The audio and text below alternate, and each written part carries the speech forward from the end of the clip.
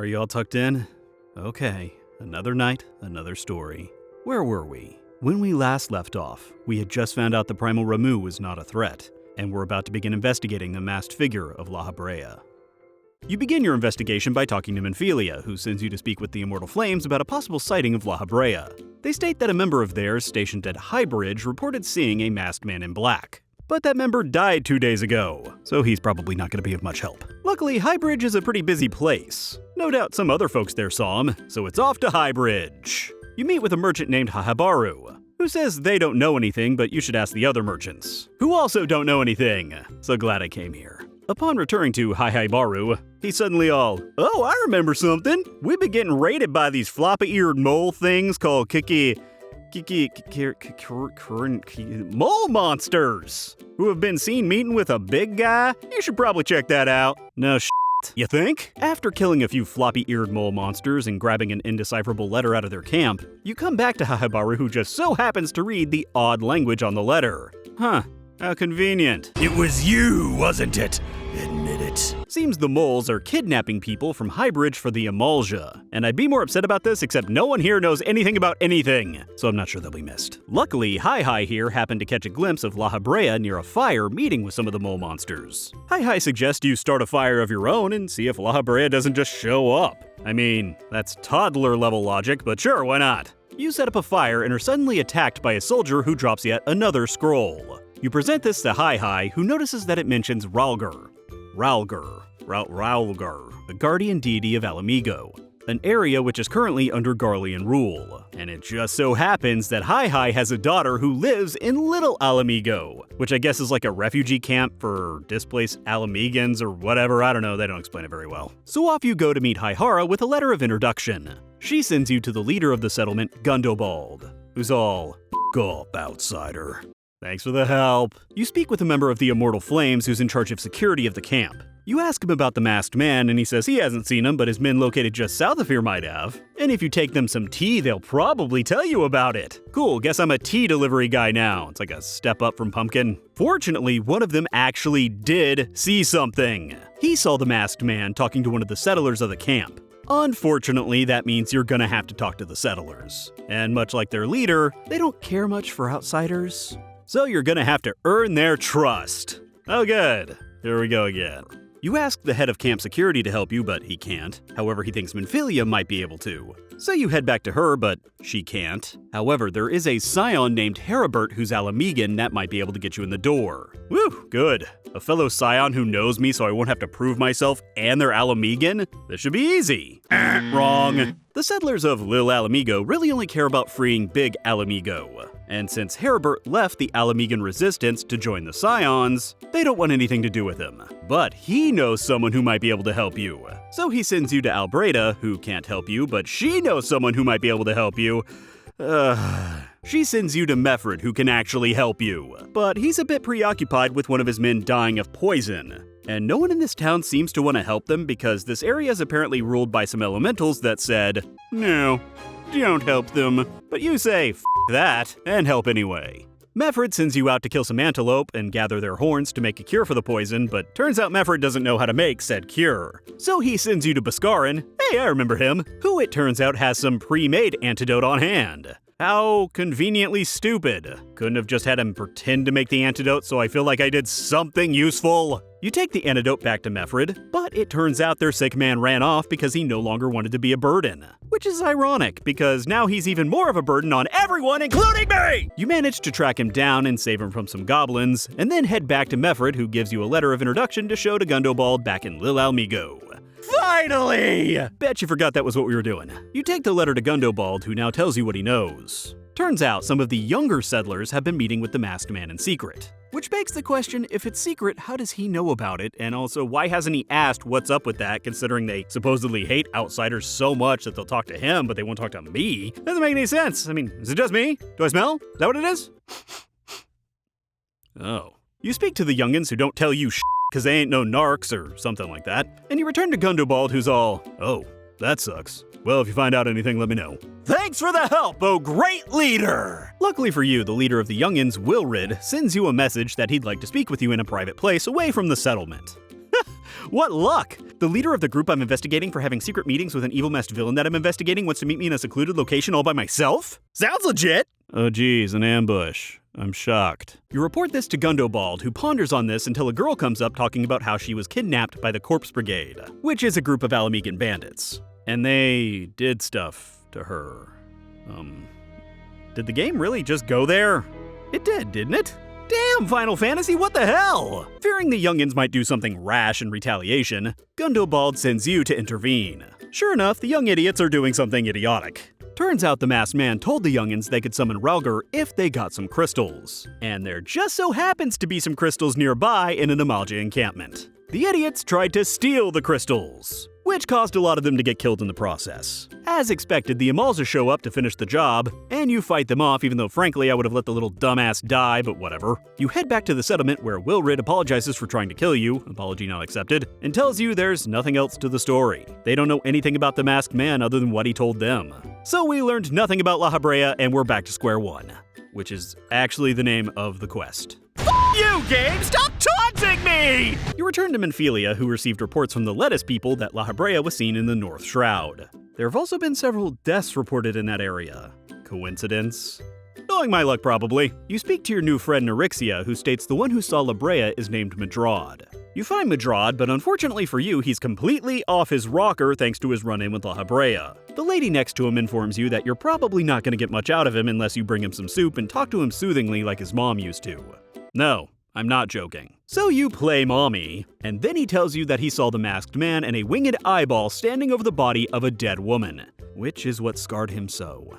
Punk, do you know the shit I've seen? No one brought me soup. After learning you're here to help, Medrad and his friends agree to assist you in your investigation. And by that I mean they sit here while you go and do their bidding because teamwork! Assuming this isn't the work of a demon, Medrad's friend Aideen sends you out to investigate the creatures known as the Ziz, which could have caused the wounds that have been turning up on the dead bodies found recently. I mean, she doesn't believe the Ziz did it, but better to be thorough, right? Actually, I'd rather not be thorough and just skip to the actual answer, but fine.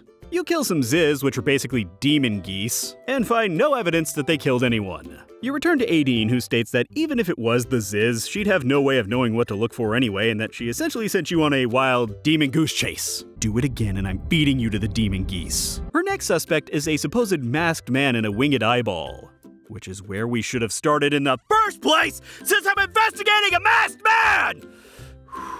Deep breaths. In and out. Deep breaths. Rumor has it that the masked man is killing ugly women, and that whenever he does, part of their spirit flies into a nearby rock, which seems to flash and hum. Despite the fact that sounds absolutely idiotic, you have no free will to say that is the dumbest thing I've ever heard. So better investigate! Off you go to blow up a rock. You bring back some pieces for the investigation, and guess what? Nothing. It's just crystals. Aideen wasted your time again. Her bad. Is there someone else I can talk to? Like someone sane? It's then that Medrad's other friend Avaralt chimes in saying, "Oh yeah, I saw a giant flying eyeball too around the same time as Medrad. I probably should have mentioned that earlier." Don't kill him. Deep breaths, don't kill him. Deep breaths. You go check out the location he saw the eye and find a giant scorpion thing instead. Oops, guess he was mistaken.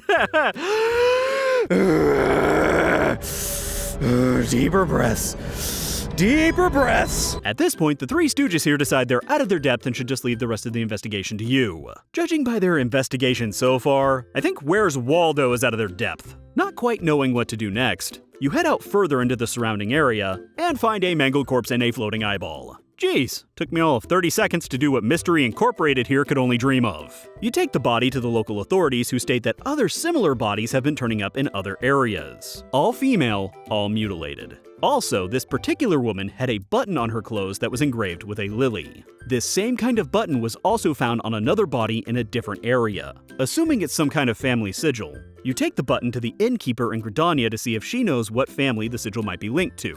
She doesn't know, but she knows someone who might. Oh my god, that is the story of this game. How many people do I have to talk to before I get to the person who can help me?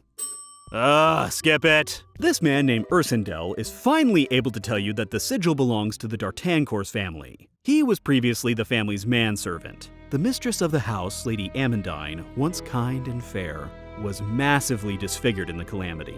Determined to regain her beauty, she began having masked men over who would perform rites of rejuvenation on her. These rituals ended up becoming more and more grotesque, ending in a maid being mutilated and killed by Lady Amandine. Sounds familiar. She instructed Ursandil to dispose of the body, which he did, but afterwards he decided it was maybe time to resign. Gagal! He begs you to go to the manor and put an end to Lady Amandine's madness. So you head off to the mansion and do just that. After defeating the Lady Demon, you were confronted by two Ascians. But instead of killing you right here and now like they should, they were just here to measure your strength and then run off. Seems stupid. Why not kill me now before I become more powerful? Bad guys are dumb. You return to Ursandil, who thanks you and then goes and turns himself into the authorities for his part in this whole ordeal. Seriously? The Eorzean honor system for the win! Back to Minfilia you go. She decides that the Ascians blatantly revealing themselves means they're finally making their move. She thinks the Scions will not be enough to stop them and suggests that you get the three nations involved as well. But first, we got a Primal to take down. This time, it's the Primal Titan. Unfortunately, the Scions know very little of Titan. The only group known to have defeated him was a group of mercenaries called the Company of Heroes, who have since disbanded. Naturally, they ask you to go check this out. So you will accept? Nope, peace out! Thank you. Ugh, darn lack of free will. So Minfilia sends you and Y'shtola to go track them down and learn what you can. They send you to Limsa Lominsa to speak with Melvib about the Company of Heroes, as she was the person who hired them to defeat Titan. Melvib tells you nothing. And to that you have to say, possibly a nod? I don't know, it's hard to tell in this armor. One of the Limsonian guards informs you that a member of the Company of Heroes is supposedly employed at a nearby mill. You meet Tractuum who, I'm sorry, can you put on some pants? I can't hear you over the wang. Now, I'm not one to judge, I've worn some crazy outfits in the past. But this, combined with the fact that he keeps calling the Primal Titus instead of Titan, makes me a bit skeptical of his qualifications. Naturally, before telling you anything, he sets you off on several tasks, like killing giant rats, a giant walking plant nightmare. But of course, it turns out his boss had actually told him to do these things, and he was just having you do them because you're a sucker. Tractuum's boss catches on to the ruse and determines the best way to prove whether or not Tractuum was actually in the Company of Heroes is for you and him to have a boulder-breaking competition. Which, once again, is the dumbest thing I've ever heard. Also, the contest appears to be entirely unfair from a pure size perspective, and the fact that Trachtenberg McCrotch No Pants continually cheats. And yet, I still win. Sure enough, No Pants here lied about being in the Company of Heroes so that he could get a job. Luckily for you, he actually got this idea by watching how people treated a real member of the Company of Heroes. So off we go to Costa del Sol to meet a real member of the Company of Heroes. His name is Whiskey. Whiskey. We're gonna go with Whiskey Hat. Whiskey Boy here won't tell you nothing because people tend to die when they try to fight Titan, and he doesn't want to just send you to your death. Y'shtola's all, just tell us and let us go die if we want, gall. And he still refuses because he's a nice guy or something, I don't know. Ugh. So we've gotta prove ourselves. For f***'s sake! Deep breaths. Deep breaths. Naturally, it's all up to you because no one in the Scions will ever help you ever. First, he has you kill a giant frog, because why not? And then he has you help out multiple people gather ingredients for an exotic feast. As you do. So you head halfway around the world to get a brownie bush. Talk to some sentries about the fact that you had to kill some bees, which is apparently a big deal. Steal a giant turtle egg, because sure. Go halfway across the world again to be given a kill quest for giant lizards. Beat the crap out of some Mamalja. Also, you can get some sandworm meat. Just no. And then it's time for the last part, some cheese. Brownie bush, turtle egg, sandworm meat, and cheese. It's like I'm eating at Golden Corral. The cheese requires you to complete a dungeon where you fight a dragon that shoots toxic green gas. And I'm not sure how exactly you got the cheese because this guy doesn't speak any language that I can comprehend, so we'll just assume I got it from Toxic Fart Dragon. And considering Whiskey Hat's reaction to the smell of the cheese, I'll assume my assumption is correct. Finally, the last piece. We're done, right? Nope. Gotta have some wine to go with that cheese. So you head to a vineyard and request their finest wine, but our tiny friend here doesn't have anything suitable, so you need to talk to someone else. and someone else, and someone else, and eventually you're sent across the world, again, to talk to a crazy man who has you kill stuff. Which makes me wonder why I'm killing stuff on the whims of an actual madman, but at this point, whatever gets me the wine, I don't care anymore. He eventually has me gather some reeds and then take them back to our little friend, who then sends you back to the madman because the reeds are full of amazing wine. Leave it to the crazy guy to know where to get good booze. Turns out he found it near a giant plant monster. Makes sense. Then a bunch of other crap happens that doesn't matter, and now I have my wine. That only took like 3 days of my life that I'm never getting back, and I'm just starting to realize I'm 5 pages into this script and we haven't killed one primal or learned anything about La Habrea yet. It's okay. It's fine. We're done. This is over. We're good. You return to Whiskey Foxtrot Bravo Man and he congratulates you on a job well done. There's just one more thing you gotta do. Go set the table for the feast. Yeah. Sure, okay, that's fine. It's cool. It's alright, it's okay, it's fine. I am a crystal bearer, chosen of Hydaelyn, slayer of primals, and I am setting a table! I'm okay.